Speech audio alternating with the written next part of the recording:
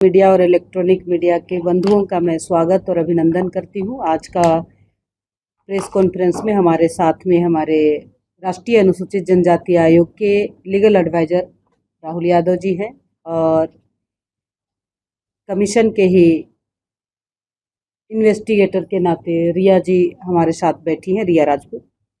हम लगातार पूरे देश भर में काम कर रहे हैं और हमारा सुनवाई और कोर्ट समय समय पर लगते रहते हैं। यह आयोग का मुख्य कार्य है। जैसे भी कोई पीड़ित हो, सर्विस से संबंधित मामले हो, एट्रोसिटी से संबंधित मामले हो या कोई और अन्य मामले हो जिन पर हम सुनवाई करते हैं और समाज के लिए जो जनजाति समुदाय के लोग हैं उनको न्याय देने का काम करते हैं। इसी निमित्त हम 3 दिन से आयोग का सुनवाई झारखंड से संबंधित लगभग 10 जिला को चिन्हित करके 66 केस लगाए थे। उनमें लोहरदगा, रांची, खूंटी, सरायकेला खरसावां, पूर्वी सिंहभूम, पश्चिमी सिंहभूम, हजारीबाग, रामगढ़ और लातेहार टोटल मिलाकर के 100 में से 66 केस, बाकी केस सक्सेसफुल हो गए थे। और जिस तरह से मामले आए हैं तो कई ऐसे मामले हैं जो सर्विस मैटर थे, जैसे CCL से है, NTPC के थे, कोल इंडिया के थे, रेल के थे, पशुपालन विभाग के थे, स्वास्थ्य विभाग, कल्याण विभाग और विद्युत विभाग। ऐसे जो सर्विस मैटर थे उनका भी हमने सुनवाई किया है। ऐसे 4-5 माने लगभग 10 मामले सर्विस मैटर के थे। बाकी जो एट्रोसिटी से संबंधित मामले थे, एट्रोसिटी के बारे में अगर हम बताना चाहेंगे तो कई ऐसे बात है, जैसे सर्विस मैटर में बुधनी देवी जो झारखंड कल्याण विभाग में पेंशन से संबंधित थे और उनका PF का मामला था, उनका PF बकाया था। कमीशन का नोटिस जाने के बाद में उनका जो पेंशन है वो भी मिलना शुरू कर गया और PF का राशि भी उन्हें दे दिया गया है। उसी तरह से एक मामला आपने पिछले दिनों देखा होगा कि अरुण रोशन कच्छप ने आदिवासी न्याय संग्राम समिति के माध्यम से एक अपनी जनजाति बहन के साथ में गलत हुआ था और उनका गर्भपात कराते के समय मृत्यु हो गई थी और उनके लिए जिस तरह से गिरफ्तारी चाहिए था तो आयोग का नोटिस जाने के बाद गिरफ्तारी भी हुआ और उनका जो मुआवजा है वो मुआवजा लगभग 4 लाख की राशि उन्हें प्राप्त हुई, जो आयोग को उन्होंने संज्ञान में दिए और कल का रिव्यू सुनवाई में विषय सामने आए हैं।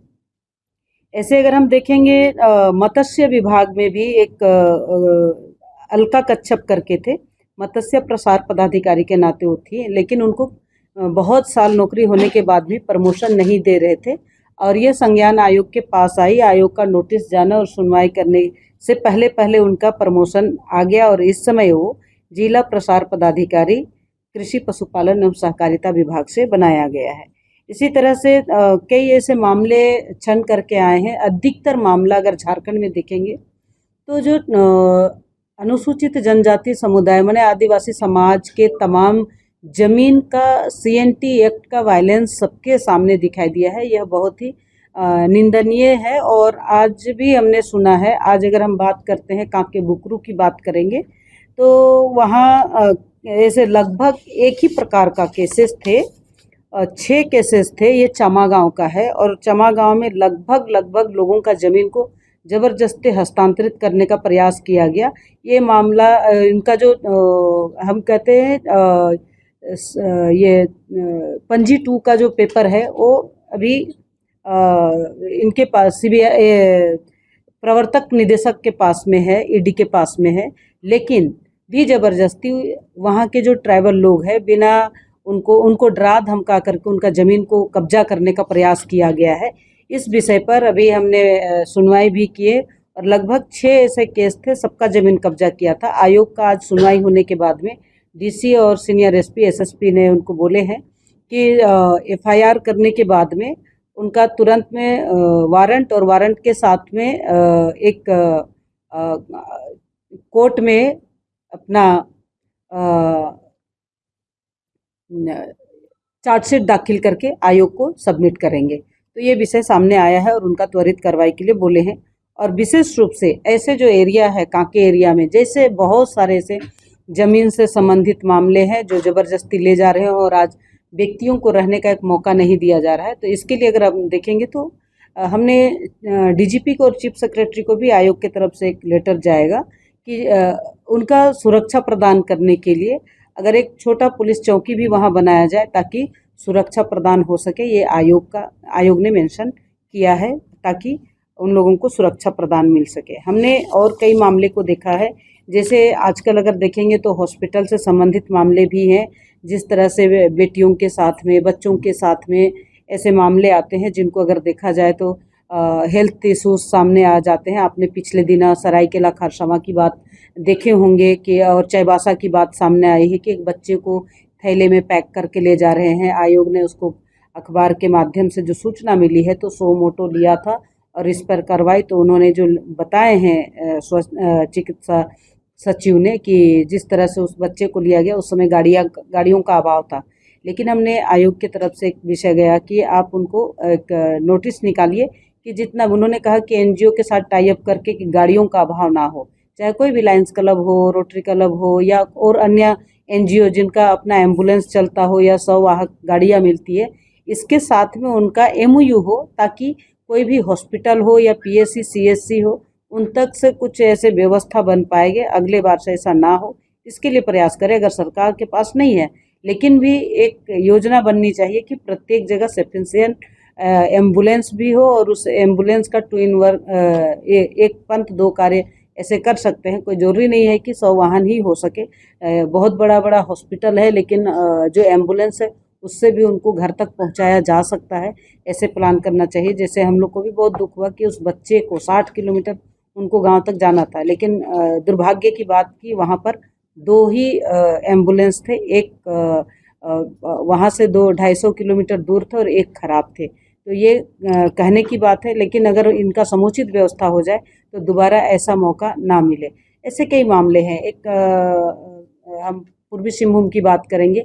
एक बहन की बात आई थी कि उनकी शादी हो गई, ऐसा पुलिस के तरफ से मामला आया कि उनकी शादी हो गई। जब वो आई यहाँ तो पता चला कि वो शादी ही नहीं हुई है। उनको शादी के नाम पर में पुलिस का मिलीभगत से उनको अपहरण टाइप का किया गया और लगभग 11 से 12 दिन उनको बाहर रखा गया और वो लड़की प्रेग्नेंट हो गई थी और वो जब उनको अपहरण किया गया तो वो नाबालिग थी। तभी जब हमारे पास केसेस आए हैं तो पुनः उनको जो व्यक्ति उस केस के आईओ थे और उस समय उस थाना के प्रभारी थे उन पर एक्शन ले, उसके बाद आगे का इनको जो ये महिला है उनको सुरक्षा प्रदान करते हुए उनका आगे को न्याय देने का बात हमने कहा है। तो ऐसे तमाम केसेस थे जिसको आज हम लोग ने आपके सामने रखे हैं। विशेषकर अगर रांची की बात करेंगे, रांची में जो हरमू हॉस्पिटल एवं रिसर्च सेंटर है, ये एकदम बहुत माने कि एक जागता हुआ मामला है और शहर के बीचों बीच है। तो जो पिटिशनर है उस पिटिशनर गाड़ी टाइटल है और जिसने वो घर बनाया है वो तिर्की है। अब दोनों कह रहे हैं कि हम एक रिश्तेदार हैं। अब एक रिश्तेदार होना एक अलग बात है, लेकिन खेत का हकदार होना अलग बात है। तो ये दोनों का मामला अलग है। विशेषकर यहाँ जो नगर निगम से और जिला प्रशासन से जो सामने विषय आया है, तो विशेष रूप से देखा जाए तो इनका वंशावली को सत्यापित करना हो तो कोई वार्ड काउंसलर या कोई मुखिया नहीं कर सकता है और कोई व्यक्ति खुद से वंशावली नहीं बना सकते क्योंकि उनकी ताकत नहीं है। वंशावली बनाने के लिए सर्कल अधिकारी जो सीईओ है ब्लॉक का वो आधारित है, तो उनसे सत्यापित करें और उनका एफिडेविट पर प्रमाण दे कि किस तरह से वो वंशावली बनाए हैं। एक बात। दूसरा, नगर निगम ने एक रिपोर्ट दिया है। पिछले बार जब हम सुनवाई किए थे तो हमने बोला था कि इनका जो नक्शा वायलेंस हुआ है, जो बिल्डिंग बायलॉज है, उसका पालन हुआ है अथवा नहीं हुआ है। तो अभी नगर निगम ने पूरा डिटेल्स बता दिए कि इन्होंने जो एप्लीकेशन दिया था तो वो है आवासीय परिसर के लिए दिए हैं और G+2 का। तो इन्होंने नक्शा में भी विचलन किया है और इन्होंने कमर्शियल बिल्डिंग बना लिया और हॉस्पिटल चल रहे हैं और ये G+3 है, तो इस पर भी उनका रोक लगा है। तो अभी जो रोड का चौड़ाई है वो भी, यानी उन्होंने पूरी तरह से बताया कि नक्शा का विचलन भी हुआ है और बिल्डिंग बायलॉज का भी वायलेंस हुआ है। तो विशेषकर अभी हमने ये आज का जो सुनवाई हुआ है उसमें डीसी को बोला है कि आप वंशावली को वेरीफाई कराइए, तभी उसका जमीन का नेचर पता चलेगा। और जो जमीन का मेन मालिक है उनको पता ही नहीं है कि उनके जगह पर हॉस्पिटल बन गया है, तब इसका कार्रवाई फिर और आगे से होगा। वंशावली ही निर्धारित करेगा वो किनका है और ये एफिडेविट के साथ सत्यापित कॉपी कमीशन को जमा करेंगे। Thank you. मैडम, ये उड़ीसा में जो प्रोजेक्ट मामला है, कंकाल लेकर सूचना पड़ा बैंक में पैसे की निकासी, मामले को भी संज्ञान जैसे आपने देखा वैसे हम लोगों ने भी सोमोटो किया है और इस विषय को हमने उड़ीसा गवर्नमेंट को नोटिस भी जारी किया है और 3 दिन में उनका जवाब मांगे हैं कि इस टाइप का जो मामला है ये है क्या, और 3 दिन में जब रिपोर्ट आएगा तो हम आपको बता देंगे।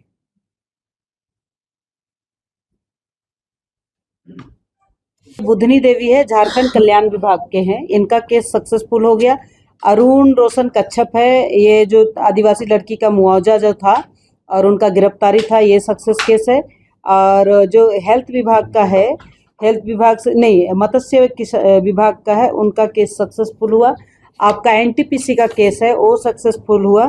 आपका बिजली विभाग का जो मामला है वो भी सक्सेसफुल हुआ।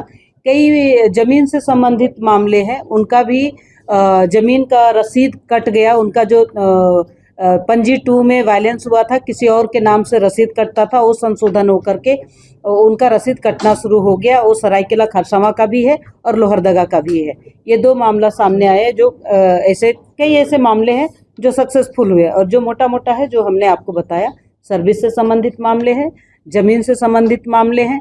अभी एक इटकी का मामला था, इटकी का मामला गलत तरीके से लेके आए थे, जानकारी के अभाव में कोई थर्ड पार्टी डाला था, लेकिन जो व्यक्ति है वो सादा पट्टा में उन्होंने अपना हस्ताक्षर करके दे दिए थे, जमीन बेच दिए थे। और जब वो जमीन लेते समय फोटो वगैरह सब हुआ था तो वो आयोग के सामने आए, लेकिन वो सारा जिला प्रशासन के पास में था। तो हमने कहा कि तब भी जो व्यक्ति ने लिया है वो सीएनटी का वायलेंस किए हैं, इसलिए पुनः उसको सीएनटी वायलेंस हुआ है, इसको जमीन वापसी के लिए हमने एक आवेदन डीसी के यहाँ करने बोले हैं और 15 दिन के बाद उनका जवाब मांगे। सिरमटोली वाला जो मामला था फ्लाईओवर, उसका भी कोई शायद रिप्लाई जी, सिरमटोली वाले मामले में आपने देखा होगा, लगातार आयोग ने इस पर संज्ञान में लिया है। और जब मैं मेयर रही उस समय भी ये विषय तो आए नहीं थे, उस समय वहाँ जो रैप उतरने का बात ही नहीं था, वो तो पटेल चौक का और योगदा सत्संग का मामला था। और ये बीच में आ गए, तो उसको अगर देखा जाए तो कभी भी कोई व्यक्ति निर्माण करते हैं या कोई काम करते हैं और कोई भी डिपार्टमेंट अगर योजना और प्लानिंग करती है, तो लगभग जो रोड साइड में किसी भी सामाजिक व्यक्ति का सांस्कृतिक से जुड़ा हुआ कोई भी विषय आता है तो उस जगह को छोड़ा जाता है। इस विषय पर हमने संज्ञान भी लिए थे और पिछले बार चीफ सेक्रेटरी और कल्याण विभाग और पथ निर्माण विभाग के साथ में हमने बैठक भी किए थे और हमने कहा कि किसी भी तरह से ये जनजाति समुदाय का सरना स्थल बचना चाहिए। जिस तरह से आपने रैंप उतार दिया है, तो जो सरहुल में आपने देखा होगा, जाने में असुविधा हुई और लोगों में जो आक्रोश थे, इसी तरह से तमाम सरना समिति ने आयोग के पास में नोटिस दिया था और इनका संज्ञान आया। अब वो वहाँ से ख़त्म हुए और कनेक्टिव वहाँ का जो रैंप है और यहाँ का जो रैंप है उसको जोड़ करके आपका जो सुजाता एरिया है उधर आपका रैंप उतार रहे हैं ताकि उधर से जाएं। और दूसरा रैंप अगले बार के लिए वो रेलवे स्टेशन की तरफ जो सिरमटोली के लेफ्ट साइड और राइट साइड दोनों तरफ रैंप उतरेंगे, तो डाइवर्ट भी होंगे और सीधे जाने वाला जाएंगे, जो सुविधा हो। ये जो रैंप उतरा वो टूट जाए नहीं, इनको ये लोग हटाएंगे, थोड़ा ऊपर उठाने के, जैसे दोनों कनेक्टिंग हो जाएंगे तो उसका दिक्कत नहीं होगा।